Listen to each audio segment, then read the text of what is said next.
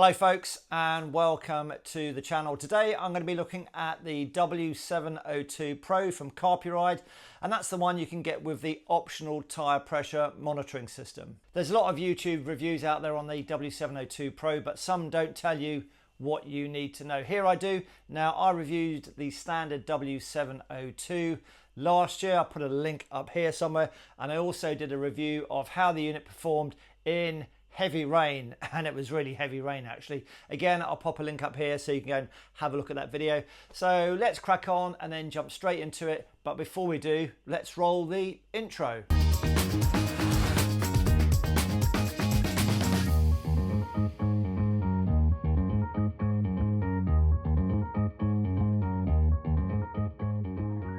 Welcome back. Carpuride do a number of these large 7-inch screens, and if you've been living under a rock and you haven't seen these type of units before, basically it's a way of mirroring the Apple CarPlay or Android Auto that's on your mobile phone onto the display unit. It means you keep your phone safe and not being subjected to the vibration from the motorbike.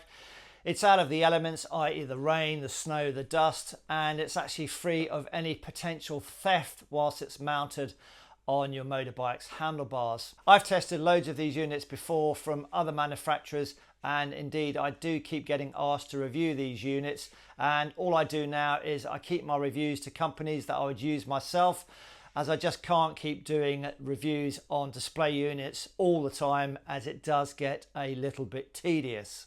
These Carpuride units are priced at the mid to lower end of the navigation screen market. They rely on the connectivity to your mobile phone for navigation, as they are just a screen with no GPS inside them. Indeed, they have no internal battery power. They can be fitted to any vehicle so long as they have power, even if it's just a power bank on your e-bike. Now, I would say that the 7-inch screen isn't for everybody, but if your bike is of a size to take it, like my BMW R1250GS, then it just makes looking at the screen to pick things out so much easier. Indeed, a friend of mine has had his W702 on his Yamaha Tenere 700 permanently for over a year now. He leaves the bike outside. It hasn't got a cover on it, so he leaves it outside in the elements, and he hasn't had a single problem with his W702. So he's pretty happy with it. The W702 Pro is different from the standard W702 that I tested last year, as this one has an auto brightness function. It's got the ability to connect to tyre pressure monitors, and should you need it, it will display a compass and a barometer for your heading and altitude. It also comes with an additional mount in the form of a crossbar mount, should your bike have a navigation crossbar for you to mount it on. And finally, you're going to read that the unit has Bluetooth connectivity, either to you, the rider, or both you, the rider, and the passenger. This is where other YouTubers, I think, have failed to do their research to understand why Carpuride offer this extra Bluetooth connectivity. Now, I didn't fully understand it, so I contacted Carpuride, and they gave me an explanation as to why they have this Bluetooth connectivity. And it goes something like this. Now, if you have a current modern headset which can handle multiple audio channels like my Cardo Pactal Edge headset, then this Bluetooth facility for single or dual audio transmission that Carpuride has will not apply to you, as the modern Cardo Pactal that you and your Pillion have is able to handle multiple audio sources whilst both headsets are connected to your phone, and then the phone connects to the Carpuride unit via Wi-Fi, which basically is what most of us riders will do. Now, some headsets, older headsets I guess, are not able to handle multiple audio channels, so what you have to do is then connect the headset and your Pillion's headset to the Carpuride directly and not your phone, and then the Carpuride unit handles the audio for music, communications, intercom chat, and the turn-by-turn navigation instructions. I hope that makes sense, as I've seen many videos that mention the Bluetooth dual channel bit, but they actually don't explain why and when you would use it. Then there's the tyre pressure monitoring system, which I think is a must-have these days, just to make you aware of not only your tyre pressure, but to advise you of any potential tyre pressure problems, slow leaks, etc., that kind of thing. So if your bike doesn't come with these, then it's an invaluable system to have. Well, I think so. And if you didn't know already what CarPlay or Android Auto does, well, basically it allows you to make phone calls, receive phone calls, listen to music, podcasts, and do a little bit of navigation and all that kind of good stuff. So I think what we'll do now is have a look in the box. Yes, it's a box. It tells us about the unit. Sharp knife, be very careful. Don't need that. The excitement builds. Here's the massive 7-inch screen, great for those of a certain age. It's very light and made of a plastic type material. There's a ram style ball for mounting the unit and just a single power cable coming out of the back, so no worries with lots of cables. This is the on-off switch. Remove these two very small screws, don't lose them. To gain access to the SD card slot, Carpurides say the unit will take a card up to 64 gigabytes.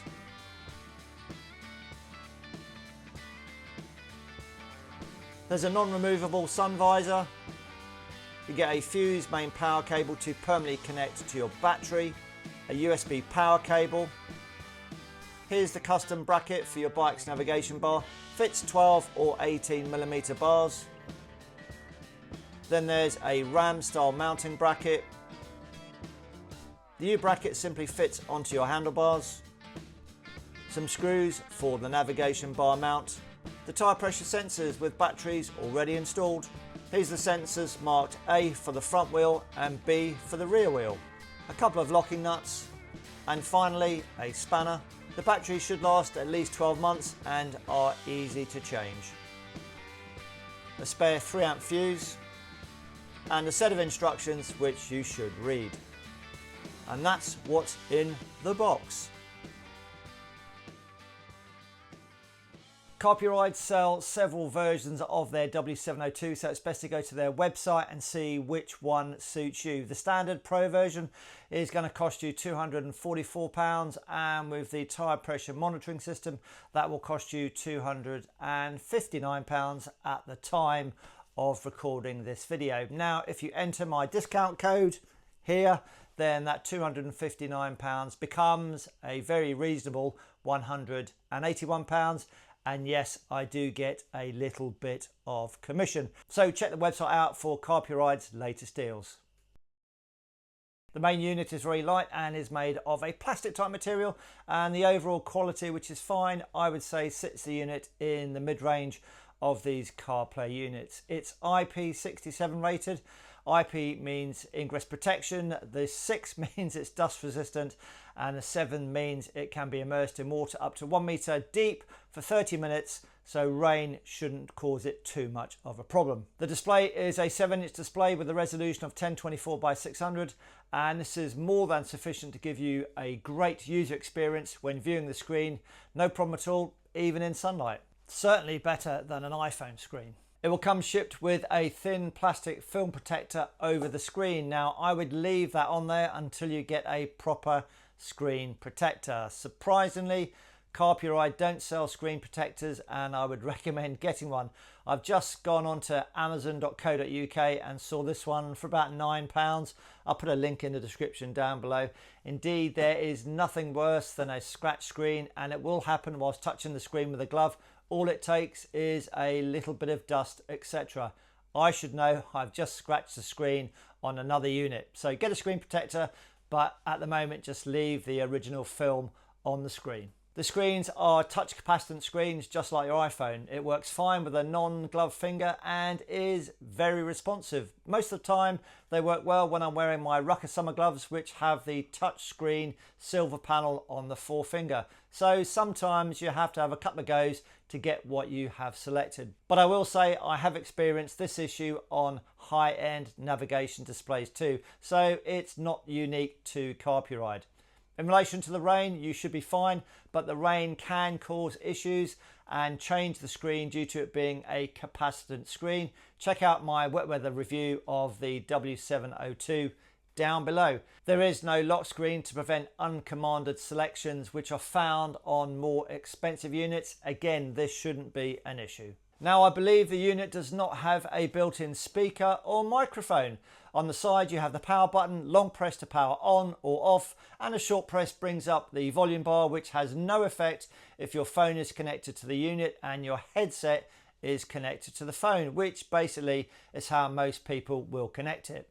Now, the SD card slot has a couple of small non-captive screws to remove, so just make sure you don't lose them, and then you can remove the cover, and this gives you access to the SD card port, which will take a card up to 64 gigabytes according to Carpuride. You can put video and music onto this card if you want to. Now, the SD card is also how the unit software is updated should you need to, and it's also how you can change the boot up screen and personalize it, and I'll put a link in the description down below showing how you can change the boot up screen to something that you want. It really is very simple, and it looks like over the air, i.e. Wi-Fi updates, will be coming very soon to all Carpuride units, so keep an eye on their website for more information. Finally, on the back of the unit is a ram style ball mount to attach it to your motorcycle with the supplied ram style U-shaped bracket, which will fit onto handlebars of a diameter between 12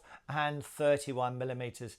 If you want more of a permanent fix to your bike, then the W702Pro supplies you with a mounting bracket which secures your unit onto your navigation bar with a diameter of either 12 millimeters or 18 millimeters. So how do we now get power to the W702?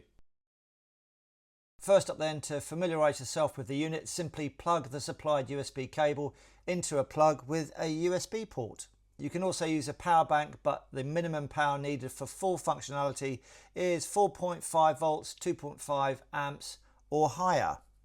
Going over to my R1250GS then, that's Milo, he's 12. Here's some options, but obviously there are more depending on what you have already on the bike regarding powering accessories, etc. The easiest method for a motorbike is to plug the USB cable into the bike's USB socket. However, some bikes don't provide the minimum 2.5 amps required. Indeed, my BMW didn't, but I've got this USB from Nippy Norman's. I'll put a link in the description down below that provides more power than the bike's original one. I have a switch live cable here that I've previously tapped into, so I could connect the red wire into that, and then the black wire gets attached to the negative side of the bike's battery. So the unit only turns on when the ignition is turned on. Now, I have a Thunderbox power distribution module for powering accessories, which supplies power when the ignition is switched on. So I could just connect the positive red wire and the negative black wire into each of the module's two connector blocks. You could simply connect the positive and the negative wires to the bike's battery directly, but that would mean that the power supply was permanently live, and if you forgot to turn the unit off, then you would run the risk of the battery's voltage dropping, which could cause you a problem when it came to starting the engine. And finally, there is the on-off button on the side of the unit, which I find is actually a little bit fiddly to access, but you only need to use this if you actually don't want the unit on. So generally you don't have to use it, so it shouldn't be a problem. Correct connection is the key and will take about 1 minute. Make sure your phone's Wi-Fi and Bluetooth are turned on and that your headset is already connected to your phone. Now we'll just scroll down to the bottom and you'll see that my phone has already found the Carpuride unit. Don't select the carp.b.trans. You want the Carpuride with the number. And simply follow the on-screen instructions to pair them together. Initially, the Carpuride's information bar along the top shows that the Carpuride is connected via Bluetooth to the phone, but this will change. After a short while, CarPlay will connect using Wi-Fi and continue the pairing process. And that's CarPlay connected. But there's one more important step to check for the audio. Remember we said earlier about the single and dual Bluetooth channels for older headsets. This is all about audio control. We need to select audio output and we just need to ensure that the phone is in charge of controlling audio to avoid any audio problems. Select iPlay.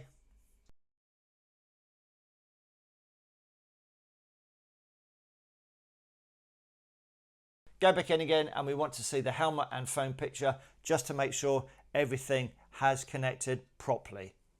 And there we have the helmet and phone showing that the phone is controlling the audio and not the Bluetooth of the Carpuride unit. So now we have CarPlay with the audio purely controlled by the phone.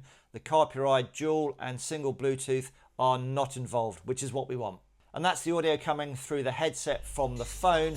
I don't want to get a copyright strike, so I'm going to quickly turn it off. And that's how most of us with these modern headsets will connect the headset, phone and Carpuride unit together. If you didn't know, you can customize your CarPlay screen by going into the settings on your phone and then into CarPlay, going to customize, and then you can rearrange or delete the icons as you wish, and this will be mirrored on the Carpuride. Right, let's have a look at the tyre pressure monitoring system.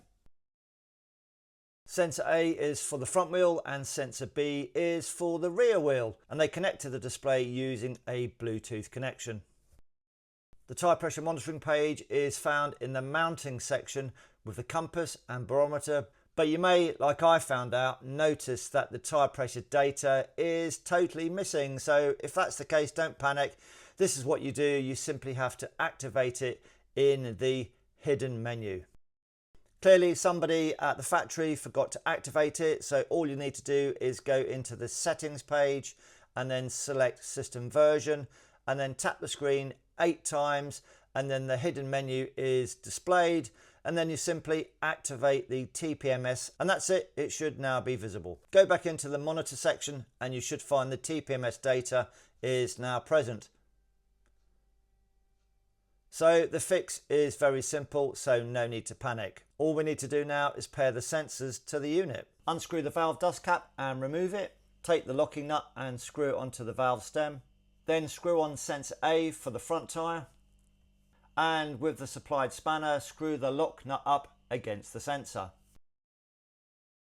And do the same for the rear with sensor B. And you may want to keep the supplied spanner on the bike just in case you have to put air into the tyres at a garage. The sensors will connect automatically, but if you do have a problem with one of the sensors, simply unscrew it and then re-screw it back onto the valve stem. As we can see here, the rear sensor has now connected and the pressure is shown in PSI. You can select different pressure units should you wish so by scrolling through, which also changes the barometer and height settings. And yes, that is a compass. The system, so I am told by Carpuride, will only register a warning when the pressure recorded drops to approximately 22 PSI or 1.5 bar. This is the only page you can find the tyre warnings, and a warning icon is shown along the top icon bar on this page or on Carpuride's home screen. You get no warning on the CarPlay or Android Auto pages.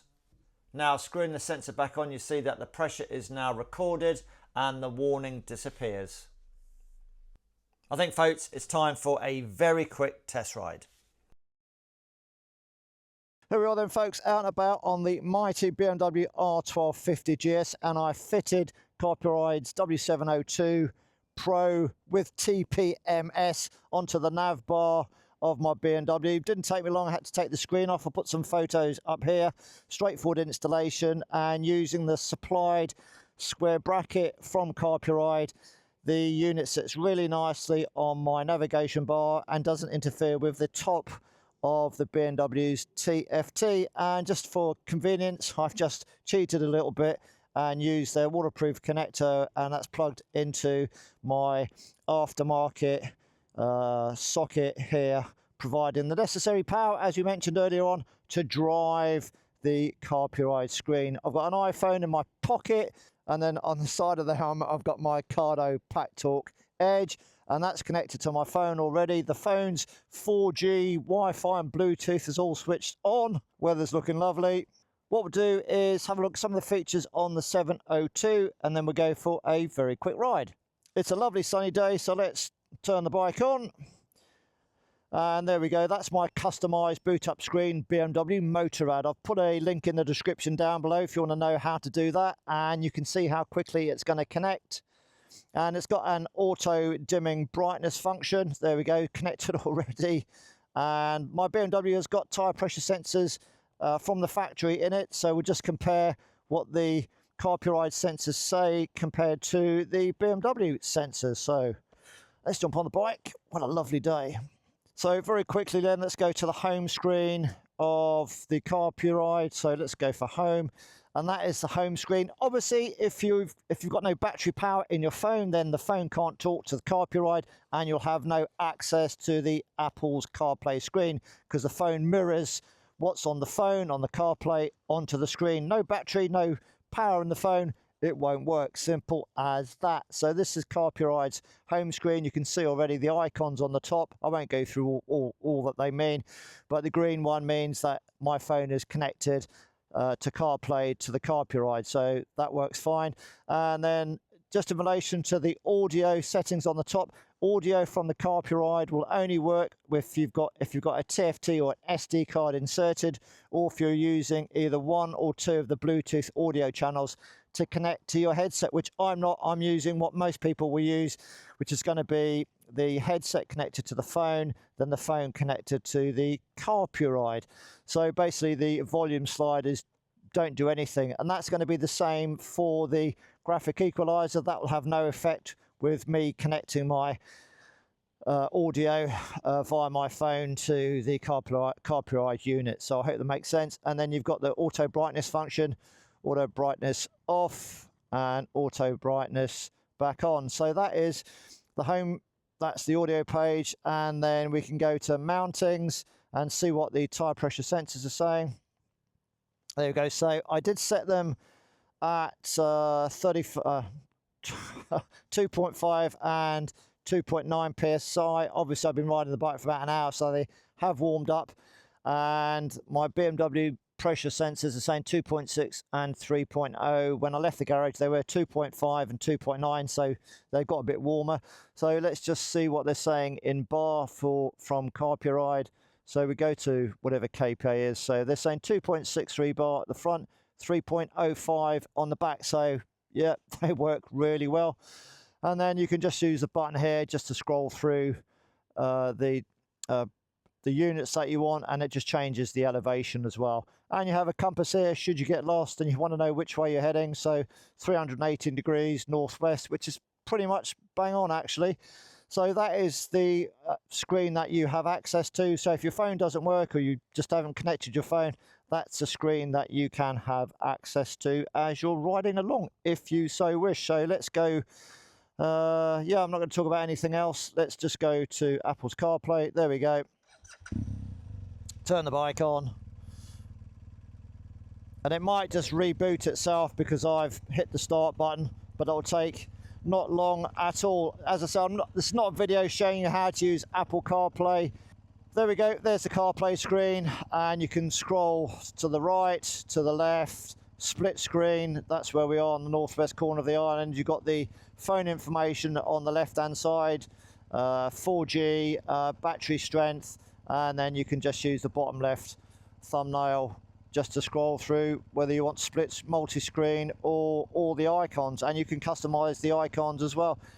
I'm going to just sit here and just go through stuff rather than talk and ride and press buttons. It's obviously you can get sucked into all this kind of stuff, and you can potentially have a bit of a crash if you don't see the vehicle in front of you stopped and you're looking down pressing buttons. So only press the buttons when it is obviously safe to do so. But there we go, that's coming through my headset now. That's all good, and I can make a phone call if I want. So I can phone my wife. I'm not going to, I'm going to hang up. So I can phone the wife. That's all good. And I can go using Siri. Hey Siri, give me navigation to the Mansell Collection jersey. There we go. And or via audio, via speaking, you can activate the navigation. So it works really well. Sometimes you've got to say it more than once if you've got the engine running and your visor up.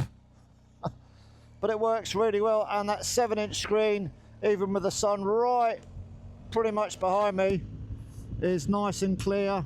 And the big screen is just great for people with glasses.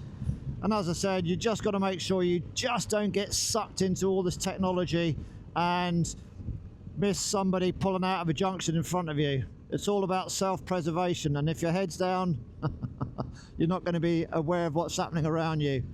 But yeah, the 7-inch screen, really nice, all works well, nice and smooth, good colours, and yeah, it's all good. And it all works well with my Cardo Pack Talk as well.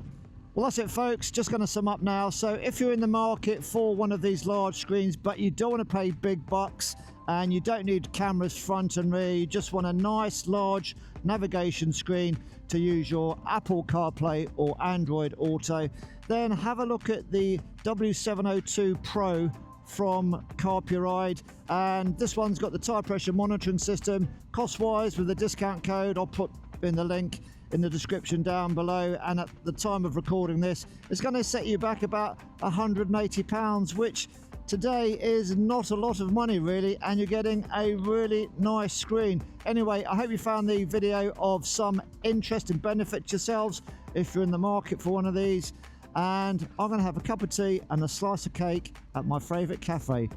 Ride safe, and we'll see you all again soon in the next video. Cheerio for now.